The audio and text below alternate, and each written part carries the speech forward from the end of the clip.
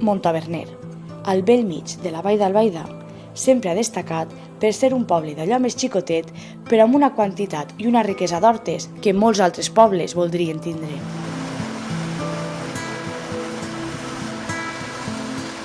Com bé sabeu, el riu Albaida i el riu Clariano es troben al nostre terme. L'encontre d'aquests dos rius ha fet que a Montaverner podem trobar moltes hortes. La séquia d'Hortafort, la séquia de Colata, la séquia de les Porres, la séquia de l'Horta Corral i la séquia de l'Horta Montaverner.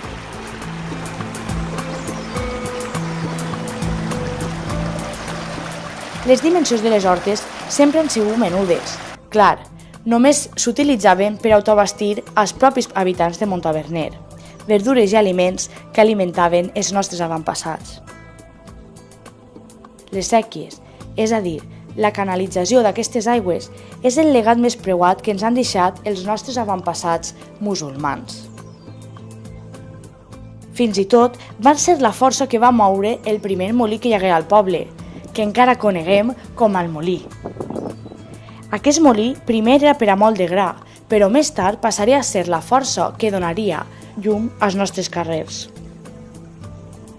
La llum, el progrés i les necessitats d'una casa van canviar la forma de vida. Per tant, no era prou en autobastir-se per sobreviure. Aleshores, l'aigua, que sempre ha sigut la base de la producció agrícola, necessitem dur-la a camps més grans i així aconseguir més producció per millorar la qualitat d'aquests aliments i, per tant, també millorar la seva comercialització. La vinya, les oliveres, els caquis, les taronges, les hortalisses. La feina al camp, al secar, és més productiva si tenim aigua. Aleshores, per què aquest projecte és tan bonic? És tan bonic perquè l'aigua que utilitzaríem per a poder regar és la mateixa que nosaltres, des de les nostres cases, tiraríem al riu i anirien directament al mar. Aquesta aigua que tirem de les nostres cases la gastaríem per tal de que els caquis, les taronges i tot allò que puguem tindre al camp siga de millor qualitat i tamany. L'aigua de la depuradora no serà bona per a beure, però sí per a regar.